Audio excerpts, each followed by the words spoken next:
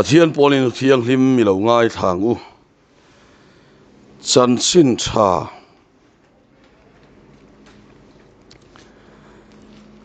mathai ziak bungruk chang somni le pali tu man ho tu pani rong an bol kop theilo pakhat huain pakhat an duang ani lo le pakhat tanin pakhat an musitang Pathian le sumrong in bol kop theilo ve ti ania ale zong in thufing te bung somni pakua chang khat zil hau fo po aring ti khong tlat chu voile khata ti tlena omanga ti dam na om lovang ti ania thufing te bung khat an shia le ange chang somni panga tang hian ka thu chiar hi angai nom vak lo mai the ma se poimo khop maya karem ruat zong zong chu engma lova in ngai zoka kazil na reng reng in pom du lova cho wangin kei po in van doi ni chon kanuyanga in hlau hun alo thlen chuan kanui sanang cheu in hlau na thipuyanga alo thena in van doi na chonga leivir anga alo thena kheom na le mang an na in sunga alo thlen hunin chuti chuan min kowanga ni ma selaka chang lovang jing taka mi zonga nga ni ma sela mi mulovang ani dang ilo chia leang chan chin tha zo hana bung som pali a chang ruk yesu ana hne na keima hi kong le thu tak le nun na chukani keima kal lo chu tu ma pa ni an thleng ngai lo keima hi kong le thu tak le nun na kani keima kal lo chu tu ma pa ni an thleng ngai lo hebrai bung ni chang khata changa chang li chu wangin benga kan khiat te kha thanem ngai takin kan poisa le zual turani chuti lo chuan kan tolbo hlo da nge van tir ko te manga thu soima kha alo ngea bo chiat na le thu oi lo na tin reng te chuan thung rul na fel tak an mu zel si chuan heti ko wa chan dam na ro pu hi thla thlamila eng tin nge kan tlan chuat thei te lulang chu mi chan dam na thu chu atira lalpa manga soi ani to a hetu te chuan min ti nge saka Pathian point chin chen tele thil mak tele thil ti het in reng nen ama du zong ang zela tharau chiang hlim thil sem te nen chuan an ni chu a khiat puya a thu kan siarte lalpan kan za tan mal min som sak ro se Pathian he nai chong cha yang lalpa kan Pathian min mangai tu hei voini a hian zanina i thu cha soi turin kan in bua sai le a local khom te mi khlang kan nei a tharau lamak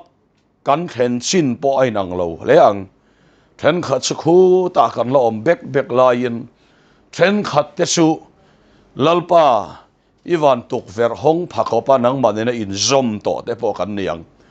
lalpa kan mamo tin reng nang in khia a kan momong chevin zatina hian iwan ruai min choi niam sak leng che ro puina le choi mo na nang in sakang che hei Isu Krista mingin kan ron di le amen le hei zanina kan soi lan do achu Pathian thu hi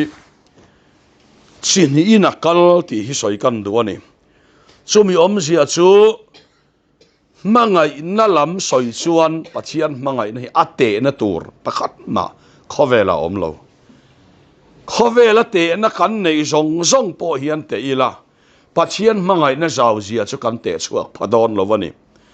tin a khongai na thuk zia po hi eng ang po in bo cheto po ni se khongai na zau zia soidon chon ling lo pakhat ma om lovani chu tianga khongai na chuani chu Pathian thuani ale lam a chuan chu tiang anga mangai na zau le thuk tak poisa lo tu te ro chu khrem lovin an chwa lawang te hin ziak vele tlat ani chulai te chu sa ina hian soi kan du a hi apoi mo khat em a salvation ho tu pa William Button hun nu nu nga thil lo thleng tura soya khan rem mun tel lo van ram tia soi tela chu mi om zia chu rem mun soi bo wa van ram chau soi na hi alaron chuak don atina ni chu tu na hian mana khan kan theologian pakhat chi khat chu ni ve a tun kan chong ngai mo lo se chu chuan MLA te po lo ni to aming soi lo ta mai la Enrico ta poi ka ti vak lo tun lai chu ke zirtina dik vak lo hi soi mi hi ka poi ti vak mi lova chu chuan rem mun kharon soi bo wale khabu alar le ni mizoram a voi khat kha mani lo ka khan khi lama khian nun na lal nam tian oma chu chuan an thil soya chuan rem mun hi om lo ve ti he anon soi le ta mei dil kan soi ngai lo rem mun kan soi ngai lo setana po kan soi ve ngai lo kan sa khorin na setana om lo ti anon soi ani tin rem mun po om lo anon tia van ram chia kha anon ti omani so comment section lam te kan en le a thalai rol pom deu te khan lo om ve le zela hela hi ka ngai tuana lian em mai chu tin mi so rama hemi khongai na chan sin tha ke ni ko ran po khongai na hi kan wara apoi mo boka kan stand ania kan foundation ani boka ni cho kan alu em chu ti rol chuan a local zela pathian khongai na awanga chandam kan ni na mi in luatia anun alo in le tak na hi khongai na soi fiana ni a amaro chu roi ma ilamin khongai to thobalom ka chandam na bo lo ti kha mi na ron la sual tale tlat me chung chu tu nang la hian atam ta em mai ni tin mi ko thana moin mangan piang tharta a hun zong roi lova mangle a voi khat kem teron luta a te chodan tuivia wa sol ko ngan zo chara odi ne mo thita a ain ok lume mo anita a khrem huna thaliam doi chu tu ma kanom lo van ram akal hi kan ring tlang de vet mane so eng wange ti chon pathian lama kan tran to lo wangani kan in mai za tlang ani kan in mai za tlanga so wang suan khem mun ka turi an om tamia lo mai pathian ni do ta kan chan tir nin ka kheta a tuna mizouril ruai chon khem mun ka turom lo reng ani eng ang poin rui le po ni se van ram kalang kan ti vek to mai ni ten khat pe chu van ram kal dan tu kan han zong na sa khop maya chiang vak lo po nu pakhatina fa pa akalarin thuan soya alu kham nuaya sang kha zakwa somriat le paruka Christian tlang au buthema om a chiar vet ina niang te kha so an kai dan tu ra kan zong tangar ngar mayani so wa sun khem mun te kan soi bo ta a khem mun hi om lo ang deu thoin thalai te po hian kan ngai to nin ka khia so wa sun eng ang po sual ila ngai dam na lirin pathian chu khata mangai na ania chu wa sun eng ang pon roi ma ila ti sual lui le po ni ila pathian ania mangai ne min khat hiam fek ni kan khetak to mai ni chut yang chuan pathian kan mel khia dan hi aran om ta hi so wang tak chuan tun mang khani to mi lo hei tlu te poi enga ma khan ngai to lo ton ma tlu te chu e an tlu na sino an na ngoi an zak ngoi Davida tlu ang sia khan Davida bersibi la kan tlu te kha Anania o kanun na enga tinge ko chungai kon ren enga tinge ka chungai buai ni ipathian be sei ro ten tia ama kha na ngoi i chandam lim na khami pe leng che i le na ta himin pai bo su la atia atu na ngoi mai ni chung mi sul pana kai thau nge pathian vakin am ros tu na chen tlua kanin ti du lo ra ka pian tharna bo le ne zu po vai ni la drugs po vatila tlu hi kanin ti du lo reng are tlu na hi om to mi lo mi so wa hian mo so wang suan pian thar na dik hi awang to ni ti a chiang em ani piang thar dik tak su hei tu na kan pavala ya po hian kan soilo kanga piang thar dik tak ni ka khiat kan soyanga i tong moi lo ni lo sela lalpa ro puina ni se kan pavalai khruai tu te kha man kum revival kan lu kum le akum le borvela te po khan mi khiat lova han pai te po khan omani nan ti ngoi khe oman ti ngoi pakhat phei chuan ani na zong ban san vek mai kha du ani chu piang thar dik tak ani ma se aron kir le chu mi nu a chuan a hoi kir le to lovani chu piang thar dik tak chuan an lo ti sual pal te hian lalpa ko khan ho rong bol na chan vo poi mo te chelan sak an poi sa tak tak ani tu na ngai chon eng mai kan poi sa tol eng mai kan sak lo re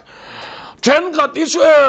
aru ka rui chung pon ko khana rong bol na poi mo hi an chel he lo reng ringot mai ni heng hi mi lem vekat ni piang thar dik tak su lalpa poi an khoi hian na an ti ani chu zani na khan ngai tu na om sela cho wang son piang thar dik tak son lalpa poi khoi hin na an ti tak meu ani hei ti ma poi min ron zui he kana thin tlema han accident deu piang thar dik tak he an tliak nop an na ngoi min hata ka vakala ti son so mi te so an hoi kir le nge Fan hat sa an tlog la ba sai do mi ala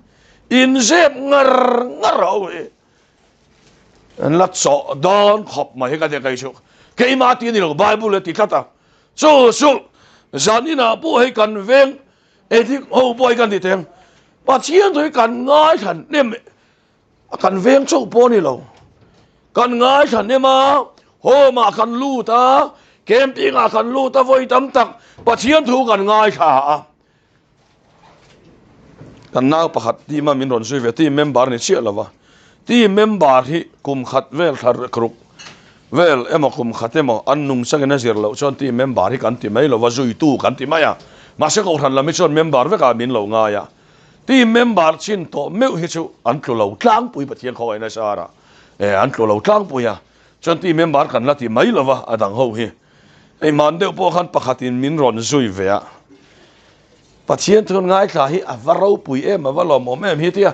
amit tuite parol ko anga kan ho chi hi alo rui le a chian te dan lo zo ta inga ti ho piang hin ru ya ti pu thang te kan zui dona program hi anei tha thawa an kem le don thawa ka te ka ngai a tha ka lo ti le mai je la lo ma ti ma se atia ka vo lo bible hian a vo ni vai bible hian a vo wa chung mi te chu an chunga thil theng chu a khom khop mai chu dam lai po a theng tu ri bible a sai tlat me ni pathian khongai na hi a hu lo ni lo a hut em awang hian pal zam hilal pana phal to lo ni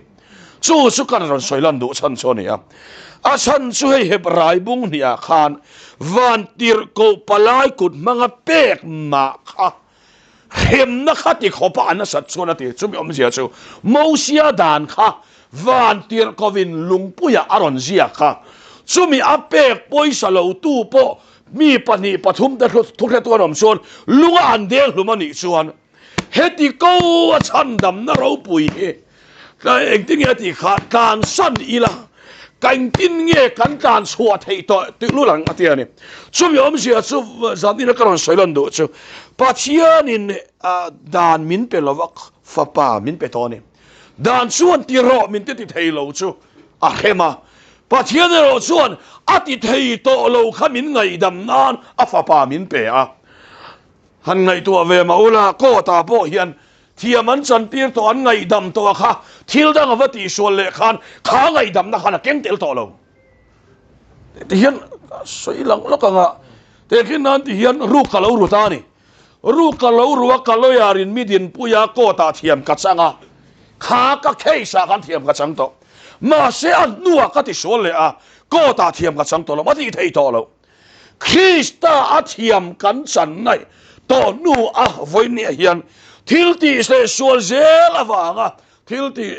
thiếu số tỷ lệ dễ chung point bắt hiện mình ngay đâm to nó lòng tí cắt na hiram huay giờ tiền nani tí kan khía phía poi mò này mi in bắt hiện ngay đâm na không ngay na chân to chuan có ta cái tual thả cái sa vangin cái ta nga chú ta chuan thì chú mi cái chú mình ngay đâm ta à chú mình nói chuan khai ngay đâm to cái này tan lệ cái hào vậy thì in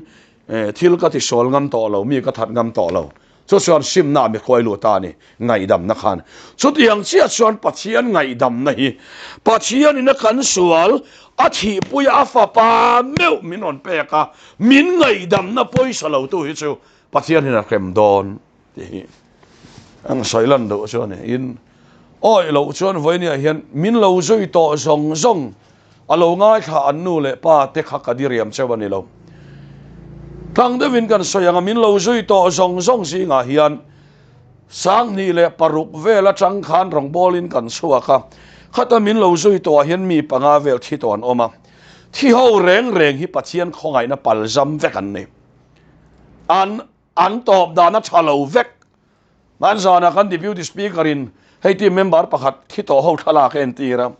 an top da na chalo vek tian lo soi du na an top sevek ani pathian khong hello a in khiat nuwa poisak lo hi lo om zo kani chuwang chuan chutiang chuan ya wang in zan ina hian he ka tu soi lo ngai tha song song chuan pathian khongai na khiat lo a in khongai na pal jam hian lo om zo kani thì hi ne zan ina kan sai do a chuwang chuan hei hi poimo em awangin kan ril ruwa lo om sela poimo tak meu mewani dam lai nge ya po hian khem na kan to ka hei ta hian min ko mu a he ta crossa khan te khan pal jam chuan crossam di som thuma min lo ngai dam to na khan awa in nem thei ma se tilai ka tak sa nge ya hian pathian khongai na lo lang a thil ti mak a mu thei to lo wani pathian thil ti mak a mu thei lo pal jam chuan chuwang chuan chu in nem na ni lovin pathian chet na pu ya poimo a me zo chu kan in nem na se ma ni le ma ni poi ka in nem a ka mu chiang a lom ti ni lo han soi ila kai ve ka in ring tia in nem hi kan tama ka kai don chiang tu na po i suanen kan leng dun ti ai chuan ka kai ve ka in ring ti hi ang tamani chowang chuan tu na po i suanen kan leng dun ti ni lo hi van ram kal na om lo wani ti hi kan khiat poi mo len ka khia chowang chuan hei kan han soi zam ta le mai tu na po hianin ti hian kan soya tu ma khem hun tlak kanin phal lawa ra tu khuwa hian an tia pubilan sual deu mai omati ratu in ome moka khelawa pule mania nikum khan ko khan me che khom puya ratu biala kan speaker ka soya fiam thudu lutuk pulal bila phua chomani khalo te ratu hovin tak takani ani lo so ka khelawa sual deu mai omati ya pubilan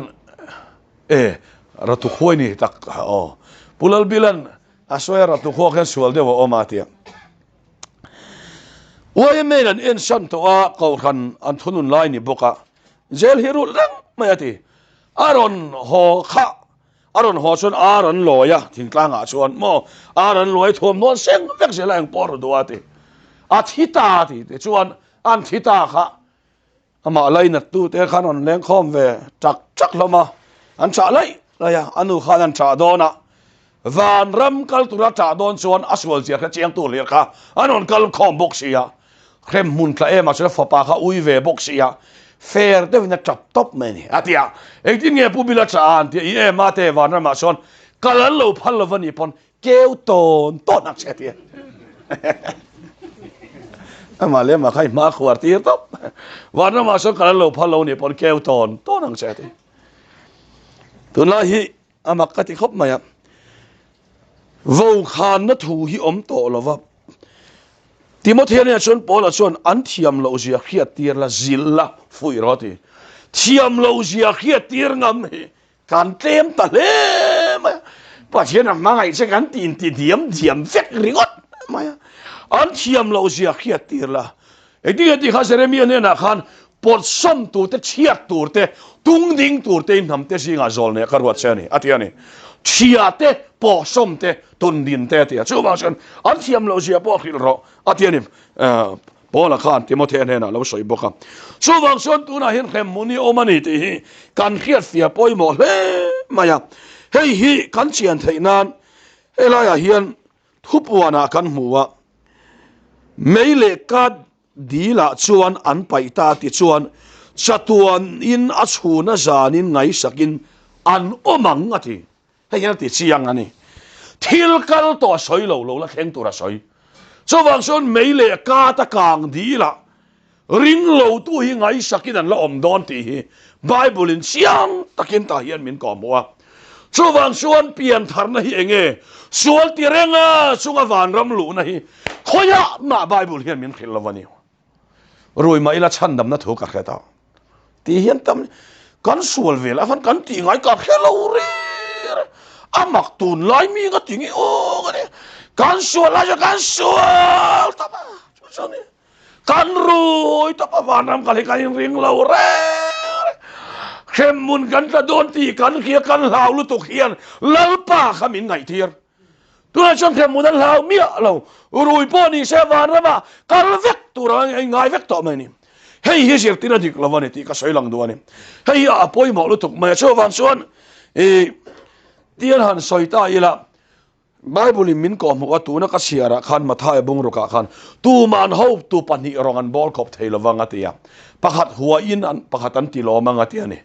ho tu pani rongan bol kop thei lo roi chunga van ram lu na hi om lo reng top nam doi ti ro chunga van ram lu na hi I pai na lo khil chani pon bible la khal ti dani e kan kena poi mo le ma inui na magai em se wangin mate lo in ok lom po ni la khem muni kala kapal lo po ti se bible na ti lo se wang chuan bible eng tin nge soi ti voi ne kan se lo odin lo ruin voi ni lo thi po ni la inu lei pa chuan mate kan magai em che pathian po na magai che van ram I kal lo kapal lo po ti se la kong ka ji ma chuan lu tum ro bora na kong ka chu azau kong ka zawa chuan kan chak zong a leng alom kong ka zim chu li suwa hi ni beram kong kha chu la li suwa krista chuan suwa leng lo mani sak zong a leng lo mani du zong mang cha ngai to tu pa nun hum hi ma piang ina cha na nga tu pa ke ma wa nga nun cha na piang ina hum hi ma nga ti lal pa kan ro se la li suan chan dam na zir tir dan chu nun cha na ngai ti na ni chan lovin pathian khong ai na chan thei lo cho so voi ni hian zalina pathian thui min ko mo ni cho wang chuan hei kan hian renga poi mo hle ma ya chan lovin khai hei ngai lo ngai to chiang ma ula tlang deuh kan soinga tu na po hian speaker mi pat me chiat na tlule thi na chedeu deu hi ka kha chau to ma ya thulo soi ve to a to phi an kha thalo tlang po ya pathian hian mo ama pal zam hi adu lo lom top ani ti ni voinia kan khia fe poi mo len ka khia chuwang son mi khin kan nia kan in manga ya kan in khonga ya kan ngai dan le du dan hi bible a lengot lo bible hian kal phunga nei soi dan anei ani ti pathian thui min ko mo a chuwang son pathian thu oi lo ama ring lo tu su mei le ka ta kang dila chatua na chuna sa na ngai sakan niang ti alani don khop mai ti pathian thui min ko mo ni bible soi ado don lo chuwang suan voi ni hian kong kasim I so krista a lu tum rawatia ke ni po du chuan nula po kan kop thei alom speaker te kan ni ve mingin na tin thian chen khate angin mel a che zok bik lo min be ve tok te pon om mi zong ni lo ma se khem mun kong kal kan du lo van ram kong ka si makal hi kan thang zo kan lal pa kan mo se heminun tak hi voinia hian min kong ka si ma athana wangin kong ka si ma sa sak zo ngaleng thei to lo adu da leng to lo engati ge voinia chon in siu chungin van ram ka kalagin ti thei eng tin nghe in sungin ka san dam na bolo in ti thei hei lo ngai tua siang ro kong ka sim la li suai hian kan chak zong aleng lova kan chak zong kan chana kan chak zong aya cha awan manai min chung katani kan chan aya tam zong yaman min pe zok ani chuwang chuan kan chak zong le du zong pai chuang si lo nuam ti chungin kan kal lova nuam kan ti zong kan kal sana nuam kan ti aya nuam zok kan chung aron da ta ni mo chuminun tak tak chu voi ni hian rin tu nun so ni chuwang chuan ka una lo kal zong te po ka cha du cheu ron kir le ro o ring tu ipian na cross a kir le ro cross enge sualti boral na ni sualti boral nai kir chia chuan thole thil ti the na thuam don chani cross tel lovin thi na lovin thole na pona sin thailo chuwang chuan cross boral na ani nun na ni mai lo thole na hinun na ni lalpa fakram lo sa cross suma ni dak sang zong du zong san na ni ta so kan san aya tam zok lalpan min pe ni tu po kai ma wanga a far nu mo chan su tun dam chung la in ale za mulo turan om don mi soi chiat na tene na tia soi chiat na pole za kan bu mal som na pole za kan bu dal pa fakram no se a in balance stock che ani kan min fak kan lom viau la hian har sat na lo thleng le a ni chuan ama kan au nan mo ama kan au nan ama kan biak nan har sat na lo thleng le a aro puina chu min mu tir le chen a thil ti theina min mu tir le chen so wa so a thil ti theina kan ngai kan ma mo theina an chung so lo thlenga so wa so tu na hian u nau teu zan ina ka sa du so chu kong ka si ma hen ilu tang u kan sak zong le du zong len ve lo na krista hian lut ila kan lu phot chon ta chuan te ti kha ei tur om ngai te kong khal bura ding in ka kikhi tu po ko ria kong hon chuan anena zan ria ka yang ani point kan hena zan ria yang ati so wang chuan so kong kasim iso krista chuan keini min ron ki ka ama keini kan lu thunga chuta chuan ei tur tam tak tharau lam ei tur hi alo omani ti him pathian thui min ko mu a so wang chuan hei hi kan khela poimo le he sual khem na hi na kina la om don ro rel na ni judgment day hi la om don chuti huna chuan voinia hian ro rel sakin le ama ringa ama awanga sual chan le kal san te hi lalma a kristan min din sakanga kanin soi fi ngai lovina ma min soi sakang ma se le ya chan ve lo te su an la ching chianga an mani soi fi ngai to anga soi pui tuan nei lo vai nei soi chuak zo to don lo le ya ama ring tu te chu soi pui to kan nei don so wang suan soi pui tu tel lovin le van la ber ma kian tu mai soi fi zo don lo so su le ya voinia hian kan dam la nge hian kho heng roi lo hi kan tan san te yang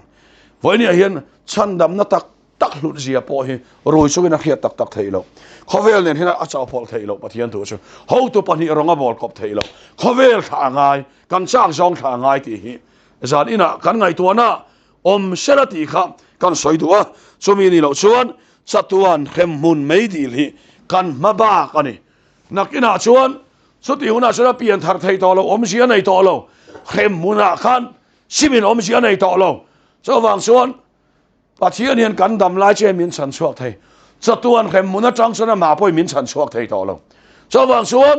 ni voinia hian helam hi ingai tu ateng u khonge i boral na kongka azawan ta son ka du aleng tu na ka kong zo hi boral na kongka ni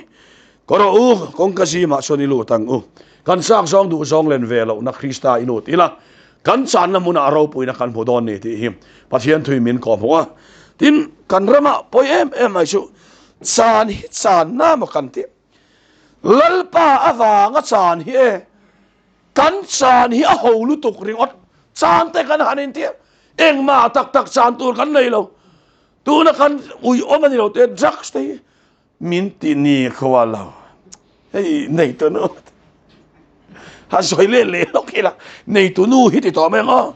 ma na ta la mi ron zora cha bi om mi aron keng ru te amin ka soi lo kan record box ya amin ka soi lo wanga ta la cha bi le cha bi hei min lei sak ro atia ron kai ni to kan pan nunga ron sui chat sak ba alien wang bok silo rein la pa bok sia an kai dun bok sia anu zo khanin min han zo kan en chi a cha bi lam reng reng lo om lo a ta la hi so ve ron chana ta la so ai lai lo om lo kha rui lo kha chon min wa han ti che tak te ro rui lo min ti sia sia ti so an chan ta ni chu te chu tu da he ko khana he engen ni rong bo na hian tin ko khana chan vo ka soi photang ko khana aming ka soi lang lo ma yanga kan lo ti to boka in nei tu pa te hi ko khanu pa le pastor te an hoi chup man jan an bai kinan su te a kan soi teu to ter mania bai an su te kha an su te kha ko khan mi pui he ka hoi he na malam kan hoi chup hello poi kan om lo mo ti mai torin lal pan akhiat so hun taka choi moi mai chu aman kha achan man kha mun hem to lu tok kha ba kha pe to mi lo ma se aman to lu tok mo kha ba po pe to lo ma se a dong nem lu tok ani chu ta chu ani kho khana tin kha rao lo ba ka se le nga ko khana chan vo ri ngo ti chu lal pa te lo po in chen khat ten to lai li ran ring ke ne ro chuan lal pa ming to lai li hian a khen thui ve thei ngana ti mem mi khing sak na ko khana thui de wa khen ve thei ti da ni chu mi ji nga sang ka tel lo ti ro in lo tel lo chen ni hian a kala mo ta chuan kha rao lo ma kheng an oma ti sa chan lak na kheng an oma e hi thei ve ya ani ro cho ro pui ka ti em chu an dam lawa ta chuan pat kawan duai chu ti khati ti lam ain atuwarna hian kharau lam ho sakna na man pha ta a chan na reng hi Krista a chon kan ho sak pha vek lal pa kan mo se enga ma hi chan thon om ve to lom testimony ro pui te meron na ya chu a khala piang in a ro pui sin anon ti pha ta ni anena pathian in puan na kha chu wang chuan chan hi chan thon om ve lo pathian thua mo enga mai chan thon om lo eng ki ma hian lok na kan mu fai ve ani ke ti rui lo la ti lai pu yang moi te la ti ta se la eng ma hi kan ni lo dan tu ji hi ka ti tu na ti hian hei nin han roya sida revival speaker te mingin kan han ni ve thu kan han soya kan thu se pastor ho an ang phu mai han mu te jon nuam ve tak hian ni ha dam do ni han la cho poli la enga ma kan ni don lo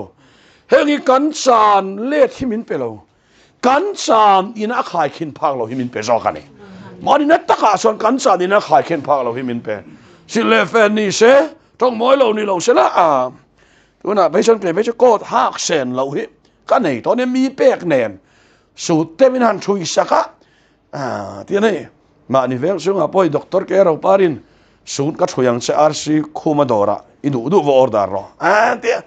Ike ro par ni boka paisa nga boka te to thayang ber ka vo dara an chamai mai khopa ti chuan ka ti khan han za to maya zani na karon soilan du chumo kan mel ke ro lai mel te kheng khan kan char le ni nei tu du mel te